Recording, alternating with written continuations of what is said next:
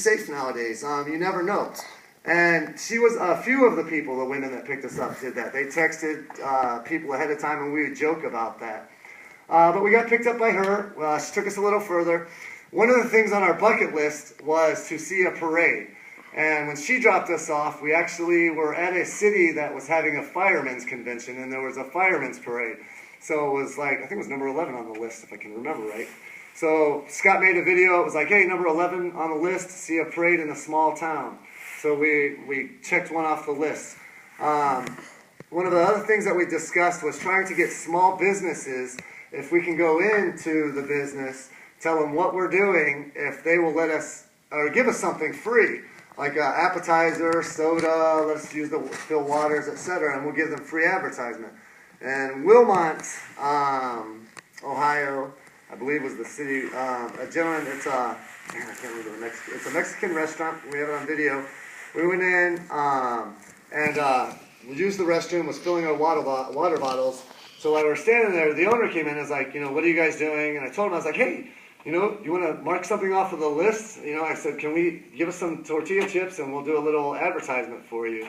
And so he gave us tortilla chips and salsa, and we made a video with him. And then when I went outside, he and I ate, and I made another video for him, and we uploaded that for YouTube for him. So we continued along our way. We got picked up by a dad and a daughter.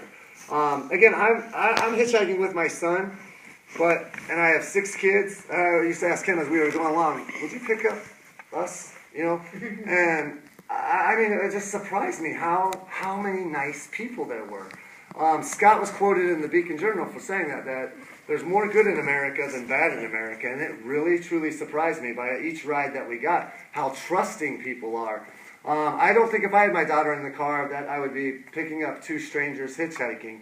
Now, mind you, we were clean cut. That was one of the things that we read about was you need to smell good, you need to look good, fresh, clean, and friendly is what they would say. So this gentleman took us a little further. I think Scott and I, after that, we had to walk maybe 3 to 5 miles. That's when we learned at the beginning that there's rules to hitchhiking, and one of the rules is watch where you get let off. You don't want to get let off just in the middle of nowhere. You want to be at some kind of stop sign, some kind of stop light, somewhere where a car or whether it's a 2-way stop sign or a 4-way stop, so somebody has to stop. If you get dropped off on 224 and traffic's going 60 miles an hour, you're walking for a while because people aren't picking up hitchhikers. So me and I continued to walk, and I would say about 5 o'clock in the afternoon, we made it out of Ohio. So it took us about 12 hours hitchhiking from Rittman to get into Indiana. Well, it was 5 o'clock. It was around 5 o'clock we made it at the wrong side of Huntington, Indiana. And we had to walk 2 hours to get through Huntington. So we would never hitchhike through a city. Like if I was hitchhiking in Rittman, I would try to hitchhike on the other side of the railroad tracks. Once we come into a sidewalk area, we walk west until we get to the city till the sidewalk ends. And Huntington was a big city that we had to walk through. It took us about 2 hours to walk there. We went through 224 across Ohio, and then into Indiana, around Huntington, we took 42 across. Around 9 o'clock at night, we were halfway through Indiana. Scott and I were hitchhiking, and one of the things that we took was to sleep with, or what we packed, is we took ponchos. And we decided, we would lay a poncho out, and then he and I would lay next to each other and put the poncho over. So we decided we were walking along 224, and it was pitch black, not a street light out. And he and I were trying to find a place to sleep when our first police officer pulled over and got us, the sheriff. And he pulled us over, asked for our IDs, ran our IDs. I explained what we were doing. He jumped, looked at a couple of the videos, and was like, "Come in, boys." He's like, "Hop in." And he said, "I'll take you to the county line." And he jumped on his phone, and he called his dispatcher and said, "Hey, give me the sheriff from the next county over on the phone." He's like, "I got these 2 boys that are making a documentary going across the United States. Meet me at such and such road. I want you to take them to Walmart so they can continue hitchhiking tonight." And so that's what we did, is we backdoored rides. It was so funny that from one cop to the other. And then we got to Walmart.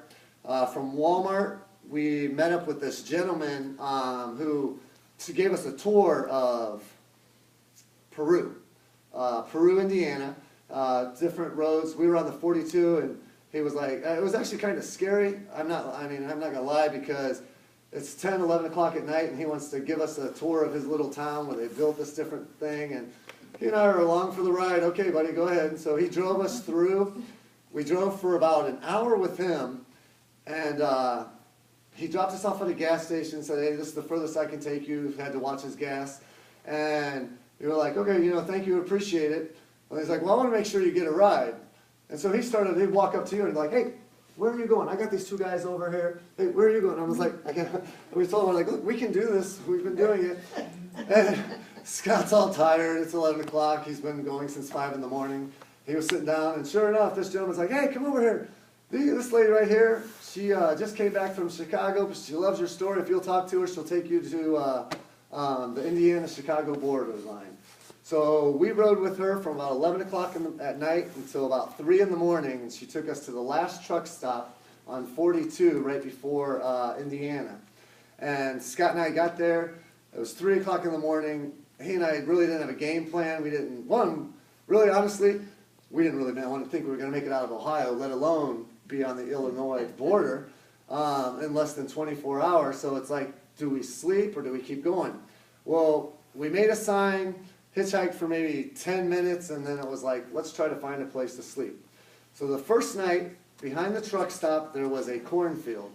And right behind the I guess I would say between the parking lot and the cornfield, there was, from wall to wall, this much high grass, and then you could go to a little dirt road and we'd see the cornfield. Well, he and I just walked through the grass, laid down the poncho, put our backpacks behind our head, covered up with the poncho, and we slept from about 4 in the morning until around 7 in the morning. And then we got up at 7 o'clock in the morning, and how we ate, when we left with $125. We came back with $27, 16 days later. How we would eat, and we trained ourselves on this way also. For breakfast, we would go to a McDonald's or a Burger King, and we'd get a $1 sandwich, either a sausage McMuffin. He would get either a burrito or a sausage biscuit, and we would eat that for breakfast and drink water throughout the day. In the evening, we'd find a McDonald's, like in Huntington when we were there. We'd order a double hamburger apiece, and we'd eat one patty, and then we'd just slowly eat the other hamburger. So we were sort of tricking our bodies, thinking that it was getting more food than it was actually getting. And we ate nuts. We packed nuts and protein bars, beef jerky, different stuff like that we'd snack on throughout the day. But we got up, we went to breakfast, made a quick sign, stood there, and our very first ride, these two ladies pulling out of the truck stop was going past old Route 66, and I think it's Chenoa, Illinois, and said, hey, we'll take you to Route 66. And so, got in, videotaped with them, went along. They took us straight to Route 66. He and I got out there, and we made a video. And then we started getting picked up by guys again.